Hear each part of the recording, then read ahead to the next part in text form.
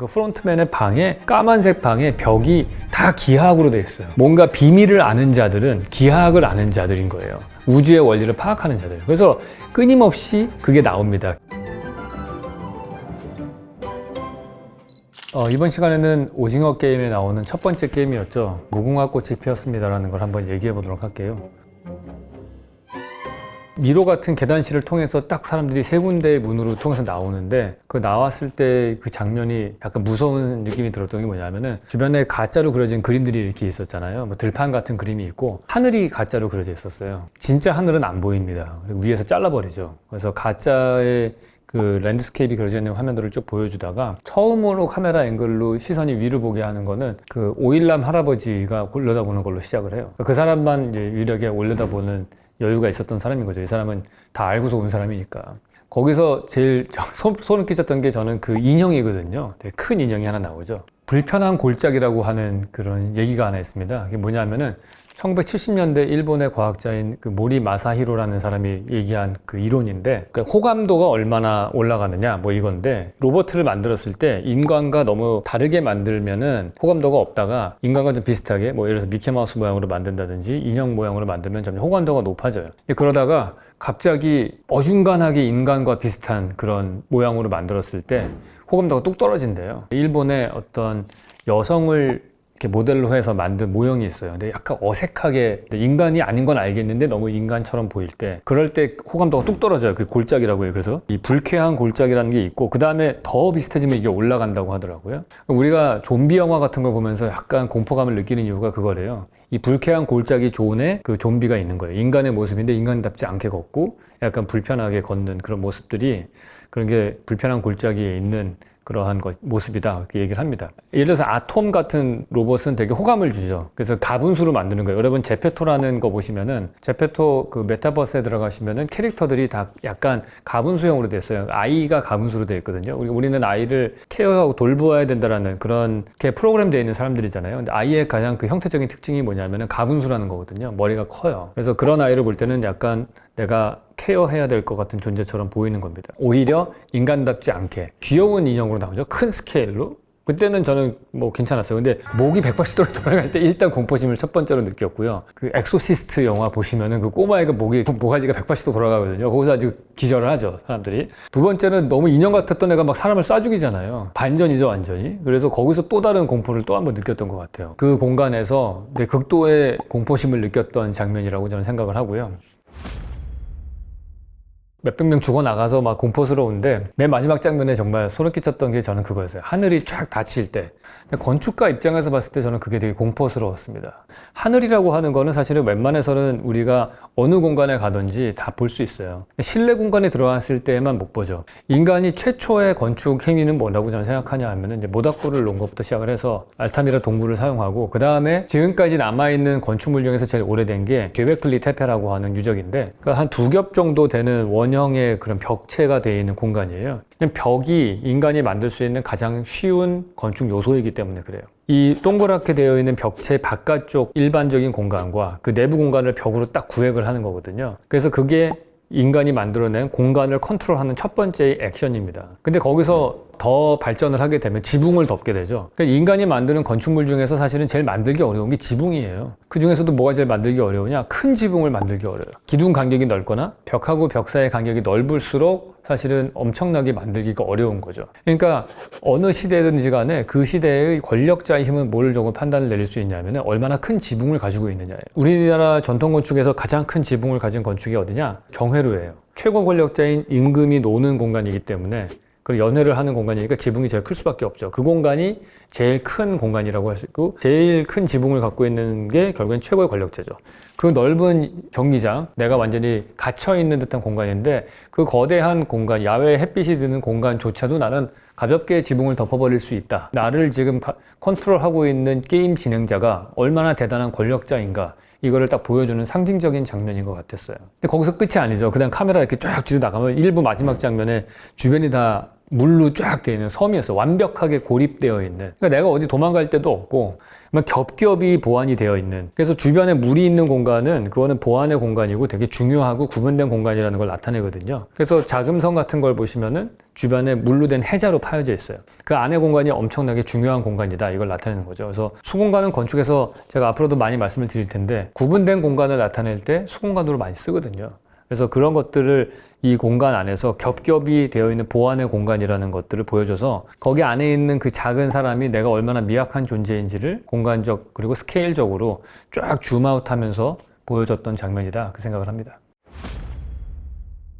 네, 그러고 나서 이제 2부가 딱 시작을 하면 이제 투표하고서 나가지 않습니까? 나가서 이 사람들이 다시 각자의 삶의 처소로 가는데 저는 인상 깊었던 장면 중에 하나가 거기 그 경영학과 주인공하고 성기훈 씨인가요? 이정재 씨가 같이 만나는 장면이 있어요. 그 쌍문동에서 계단에 앉아서 얘기를 하잖아요. 계단에 앉아서 자판기 커피를 마시면서 이 게임 참가자들이 세상으로 나갔을 때 그 사회 내에서 얼마나 약자로 있는 포지션인가를 그 공간으로 잘 보여주는 것 같아요. 우리가 일반적으로 돈이 있는 사람들은 우리나라 사회에는 보통 벤치가 별로 부족하기 때문에 앉아있을 데가 별로 없어요. 그러면 커피숍을 들어갑니다. 근데 커피숍을 들어가려면 몇천 원 이상의 돈을 써야 돼요. 둘이 가면 최소 5천 원 이상을 써야 되는 거죠. 그러니까 그 돈이 없는 그 두 주인공들은 자판기 커피를 뽑아서 빌딩 입구에 계단에 앉는 거예요. 그거 자체가 이 사람들이 얼마나 지금 여유가 없는지 이거를 단적으로 보여주는 장면인 것 같고요. 그거와 연결해서 또 이 성기훈이 고일남 할아버지를 만나는 장면도 역시 편의점 공간이 나옵니다.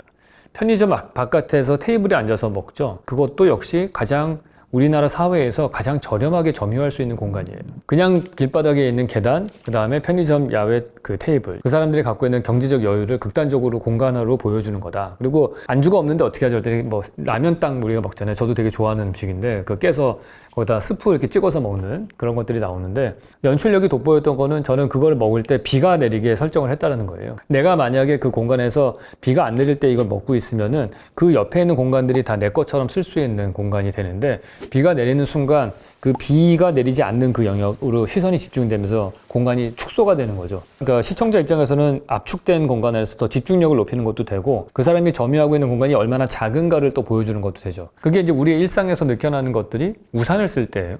그러니까 우산이라고 하는 걸 딱 쓰면은 우산이라고 하는 거는 그냥 그 내부의 공간, 일종의 돔 지붕이 만들어지는 거죠. 거기에 내가 혼자 쓰고 비가 딱 내리면은 그 비가 주변에 막으면서 나만의 공간이 하나 딱 만들어지는 공간이 되는 거예요. 그래서 연인들은 그 우산을 나눠서 쓰는 거죠. 좁은 공간에 들어와서. 그 편의점 앞에서 비가 내릴 때 둘이만 딱 그 테이블에 앉아서 먹는 건 두 사람이 얼마나 가까운가. 이거를 보여주는 장면이면서 동시에 얼마나 경제적으로 어려운 사람들인가. 이걸 또 보여주는 장면이기도 하다. 그렇게 볼 수 있을 것 같아요. 1부부터 시작해서 계속 해가지고 참가자들이 권력의 밑에 있고요. 계속 조종받고 감시당하고 이러다가 딱 한 번 역전당하는 장면이 나옵니다. 그 탈북 소녀가 이 사람들을 감시할 때예요. 화장실에 환기구를 통해서 가서 그곳에 기어 올라가가지고 왜 이렇게 어두운 환기구 안에서 이렇게 내려다보잖아요. 위에서 내려다보고 어두운 데서 훔쳐보고 자기를 드러내지 않는 딱 첫 번째 장면이에요. 탈북 소녀가 그런 일을 했던 거는 자기를 감시하고 통제하는 권력에 맞섰던 사람이었기 때문에 그래요. 그 북한이라고 하는 감시 사회가 어마어마하지 않습니까? 그 감시 사회의 권력을 그 시스템을 뚫고서 극복했던 사람이죠. 그래서 탈북을 했고 그 사람이 또 다른 감시 사회라고 하는 또 다른 북한과도 같은 이 오징어 게임 하는 섬에 있을 때에도 그 체제를 자기가 전복할 수 있는 용기를 가진 사람, 그게 탈북 소녀였다고 저는 생각을 해요.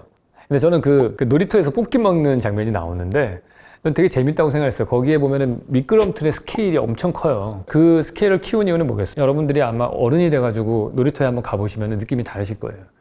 왜냐면 우리 어렸을 적에는 키가 한 1m 정도밖에 안 되던 그 스케일에서 놀이터에 갔을 때의 느낌과 180 정도 되는 어른이 된다면 저는 아니지만은 그렇게 돼서 그 놀이터에 가면은 똑같은 물건이지만은 내가 커졌기 때문에 되게 작게 느껴지거든요. 그래서 이 뽑기 하는 그 공간을 너가 더 어렸을 적의 느낌을 받게 해라. 이런 의미인 거죠. 미끄럼틀을 실제 스케일보다 훨씬 크게 만들어서 그래서 그 안에서 나의 존재를 작게 만들고 더 어린아이와 같은 느낌을 들게 만들려고 했다. 그게 더 현실감이 있는 거예요. 그 공간에서. 그런 스케일이라고 볼 수 있어요. 저는 이 게임에 선이라고 하는 게 나오는 것들이 되게 흥미로워요. 무궁화꽃이 피었습니다도 선을 그어놓고 그걸 통과하면 사는 사람이고 통과하지 않으면 죽는 사람이잖아요. 사실은 이 자연 상태에서는 선이 하나도 없습니다. 다 연결돼 있어요. 끼껏해야 선이라고 하는 건 해안선 정도거든요.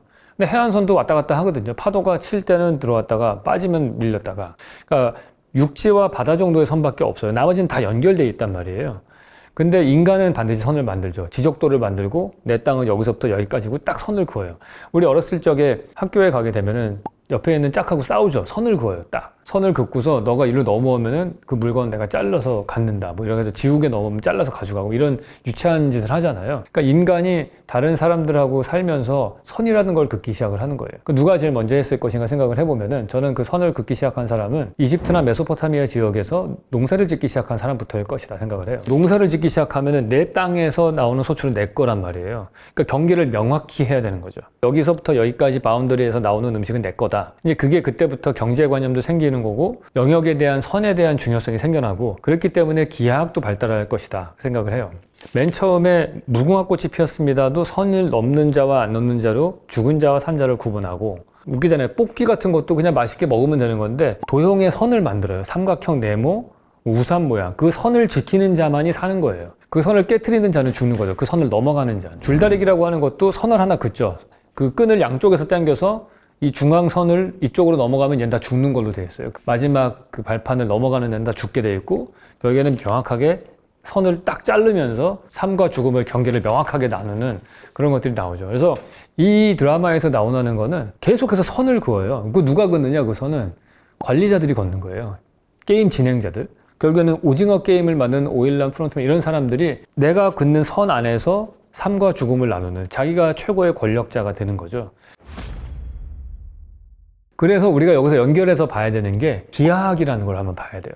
선을 나눈다는 거는 기하학이 나오기 시작하는 거거든요. 5부에 딱 들어가면은 그 프론트맨의 방이 나오는데 제 시선을 끌었던 건 뭐냐면은 그 프론트맨의 방에 까만색 방에 벽이 다 기하학으로 돼 있어요. 그 눈치채는지 모르겠는데 삼각형이나 이런 걸로 패턴이 막 그려져 있습니다. 그리고 밑에 일하는 진행자들 보면은 맨 밑에는 동그라미로 돼 있잖아요. 그리고 그 다음에 삼각형으로 돼 있어요. 기하학이 선이 생기죠. 그 다음에 그거보다 좀 높은 데는 네모가 돼요. 꼭지점이 개수가 많아질수록 더 높아지는 거예요. 그리고 그거보다 더 높은 프론트맨은 엄청나게 많은 꼭지점을 가진 그러한 각이 있는 그런 가면을 쓰고 나오죠. 자연스러운 걸 이 사람은 못 봐요. 전화기 놓을 때에도 대충 넣고 이렇게 딱 놓으면 안 되잖아요. 얘는 반드시 전화기 라인도 이렇게 원을 그리게 딱 놔요. 그 하나의 그 클로즈되는 패곡선을 만들어야 되는 사람인 거예요. 끊임없이 자기 주변에 규칙들을 만듭니다. 그리고 그 규칙을 이해하려고 하는 거죠. 기하학이 발달한 게 어디냐면 이집트거든요. 이집트가 기하학이 발달할 수밖에 없었던 거를 보통 그 문화인류학자들은 나일강의 범람 때문이라고 얘기를 해요. 나일강의 범람이 한번 딱 되면은 다 지워질 거 아닙니까? 그럼 새롭게 선을 그어야 돼요. 그래서 측량법이 발달해요. 토목기술 같은 게. 그러니까 기하학이 발달할 수밖에 없습니다.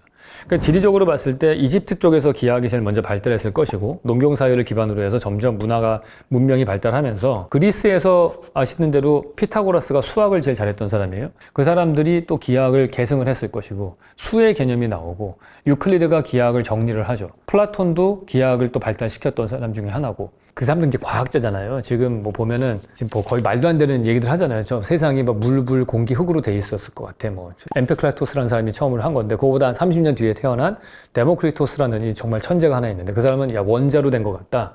아주 최소한의 그 단위가 원자가 있었을 것이다. 플라톤은 이 데모크리토스의 원자 이론을 따르지 않고요.